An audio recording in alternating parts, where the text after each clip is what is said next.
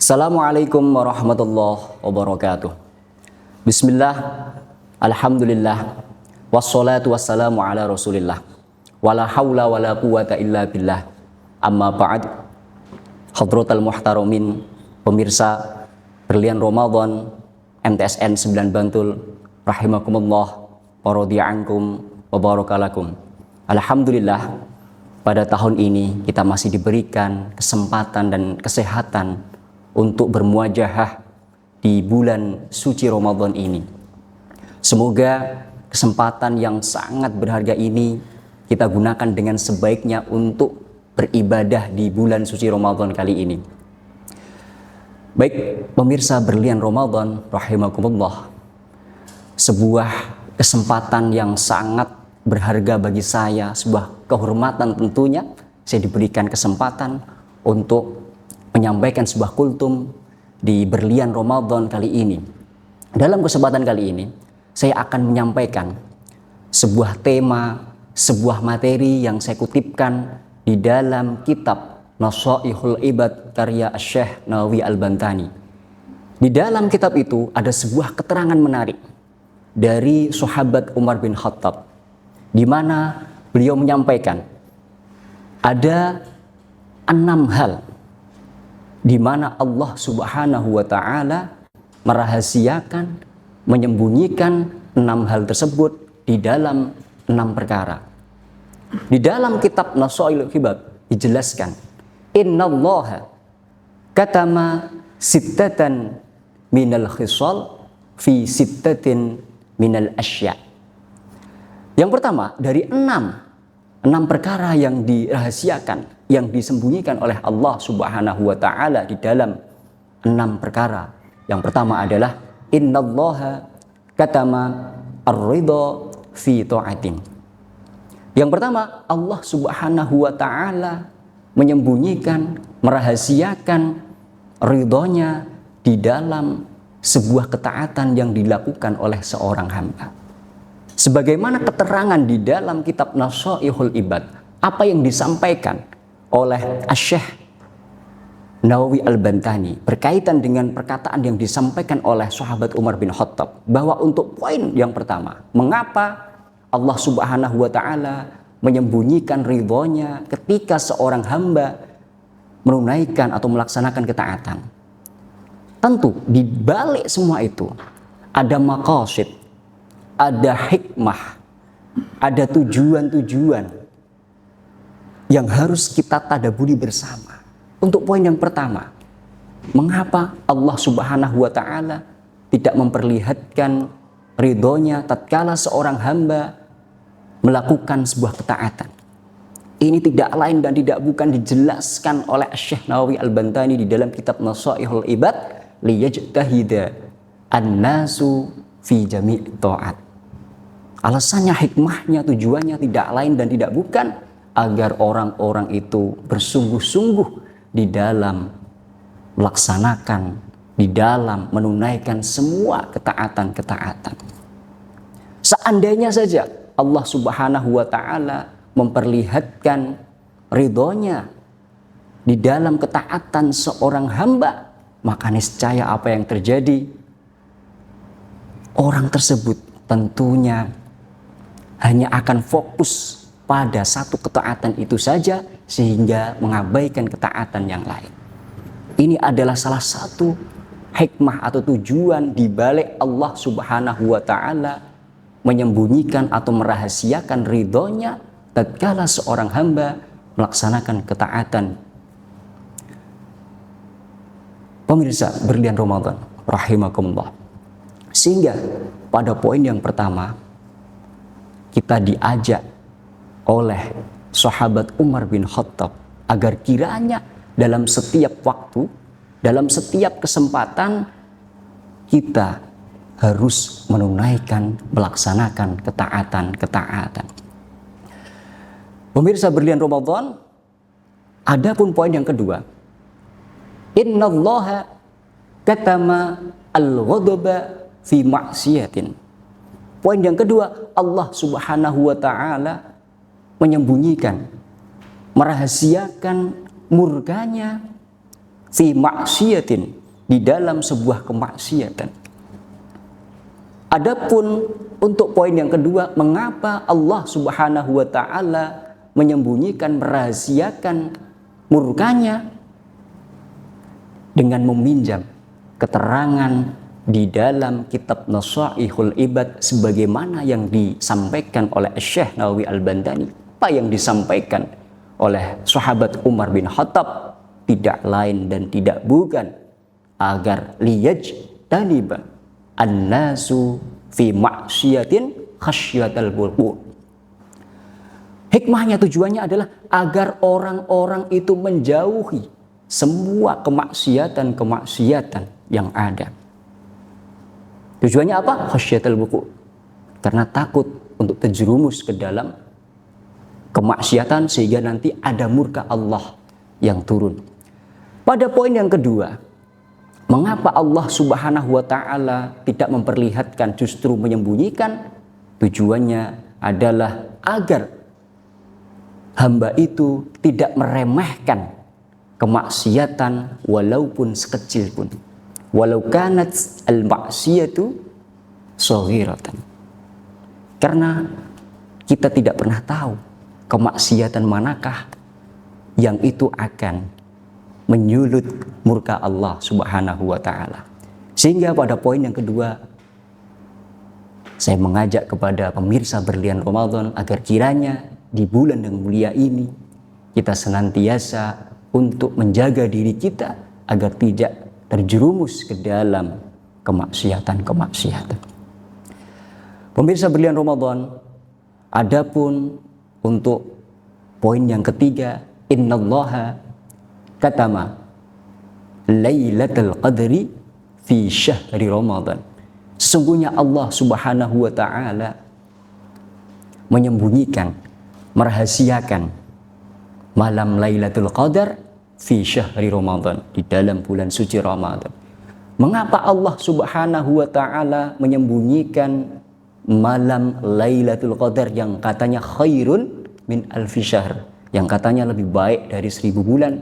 Ternyata di balik apa yang disampaikan oleh sahabat Umar tidak lain dan tidak bukan agar orang-orang itu liyajtahida an-nasu fi ihya'i jami'i syahri Ramadan.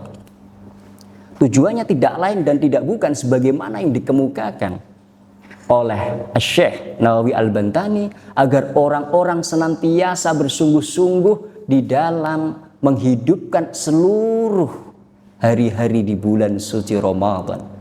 Bayangkan saja seandainya Allah memperlihatkan malam Lailatul Qadar di suatu hari, atau katakanlah ditetapkan pada suatu tanggal, maka niscaya orang tersebut akan hanya fokus pada tanggal itu saja sehingga mengabaikan hari-hari yang lain.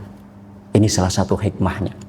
Kemudian di balik itu, pada poin yang ketiga ini kita diajak oleh Al-Imam An-Nawawi Al-Bantani dan juga sahabat Umar tadi yang menyampaikan agar kiranya setiap hari kita mengisi hari-hari Ramadan dengan amaliyah-amaliyah tanpa membedakan dari hari ke hari. Baik peserta Berlian Ramadan, adapun untuk poin yang keempat, innallaha katama awliya'ahu fima bainan nas. Sungguhnya Allah Subhanahu wa taala menyembunyikan, merahasiakan wali-walinya, kekasih-kekasihnya di antara sekelompok orang. Mengapa demikian? Karena di balik itu agar orang-orang itu senantiasa berhusnudzon kepada siapapun. Mengapa Allah Subhanahu wa taala tidak memperlihatkan walinya, tidak memperlihatkan kekasihnya di antara komunitas itu? Agar kita sebagai manusia, sebagai hamba, kita tidak mudah untuk menghina orang lain. Sehingga dalam momentum bulan suci Ramadan ini, saya mengajak kepada pemirsa untuk senantiasa berhusnudzon kepada siapapun tanpa kita menyudutkan orang lain, tanpa kita menggibah, menggunjing orang lain dan seterusnya. Pemirsa Berlian Ramadan, Adapun poin yang kelima, innallaha katama al-mauta fil umri. Sesungguhnya Allah Subhanahu wa taala menyembunyikan, merahasiakan kematian seseorang. Mengapa Allah Subhanahu wa taala tidak memperlihatkan kematian, jatuh tempo kematian seseorang? Tidak lain dan tidak bukan agar orang-orang itu liyasta'idda an-nasu anfusahum bi ahsani ma yumkin bil ibadah, agar orang-orang itu menyiapkan dirinya dengan sebaik mungkin, disiapkan bila ibadah dengan ibadah. Itu yang disampaikan oleh Syekh Nawawi Al-Bantani di dalam kitab Nasaihul Ibad. Sehingga dalam konteks untuk poin yang kelima, saya mengajak kepada pemirsa untuk senantiasa menyiapkan diri dengan sebaik mungkin, karena pada dasarnya kita tidak tahu kapan kematian itu akan datang. Pemirsa berlian Ramadan, pada poin yang keenam, yang terakhir yang disampaikan oleh sahabat Umar bin Khattab, innallaha katama as-sholatal wusta fis sholawatil khams. Sesungguhnya Allah Subhanahu wa taala menyembunyikan sholat yang paling diutamakan oleh Allah fis sholawatil khams, di dalam sholat 5 waktu. Di dalam redaksi yang barusan saya sampaikan, katamallahu as-sholatal wusta. As-sholatal wusta dimaknai, diartikan sebagai sholat yang diutamakan, yang afdal, yang melebihi, yang punya kelebihan yang luar biasa, punya keunggulan dibanding sholat-sholat yang lainnya. Akan tetapi dalam konteks kali ini, Allah Subhanahu wa ta'ala menyembunyikan as-sholatal wusta fis sholawatil khams, di dalam sholat 5 waktu. Mengapa demikian? Karena liyajtahida an-nasu fis sholawatil khams, agar orang-orang itu senantiasa bersungguh-sungguh di dalam melaksanakan sholat 5 waktu. Mengapa demikian? Agar semuanya, agar para manusia itu tidak membeda-bedakan antara satu sholat dengan sholat yang lainnya, tidak membedakan antara sholat duhur, sholat asar, hingga sholat subuh. Karena kita tidak tahu pada dasarnya manakah di antara sholat 5 waktu itu yang paling afdal indallahi ta'ala, yang paling utama di sisi Allah Subhanahu wa ta'ala. Sehingga pada poin yang keenam, saya mengajak kepada pemirsa sekalian untuk senantiasa melaksanakan sholat 5 waktu bi ahsani ma yumkin, dengan sebaik mungkin. Inilah 6 perkara yang dirahasiakan oleh Allah Subhanahu wa ta'ala, yang disembunyikan oleh Allah Subhanahu wa ta'ala fi sittatin minal asya, di dalam 6 hal yang lain. Semoga dengan apa, dengan ungkapan, dengan kalam hikmah yang disampaikan oleh sahabat Umar bin Khattab, kita dapat mentadaburinya sehingga kita bisa menerapkan apa yang disampaikan oleh sahabat Umar bin Khattab dalam kehidupan sehari-hari.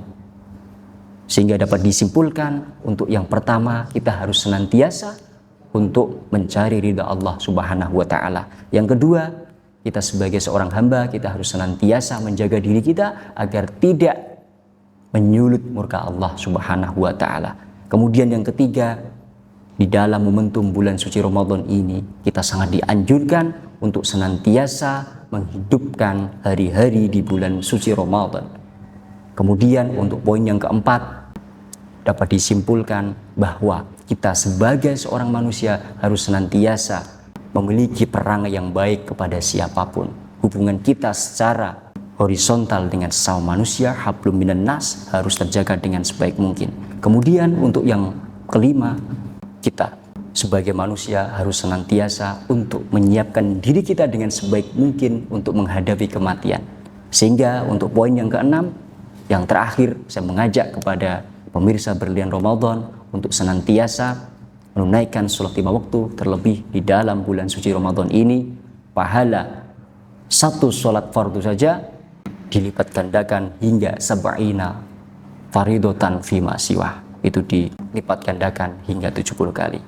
Demikian yang dapat saya sampaikan, semoga bermanfaat. Semoga apa yang kita lakukan di ibadah di bulan suci Ramadan ini diterima oleh Allah Subhanahu wa taala. Assalamualaikum warahmatullahi wabarakatuh.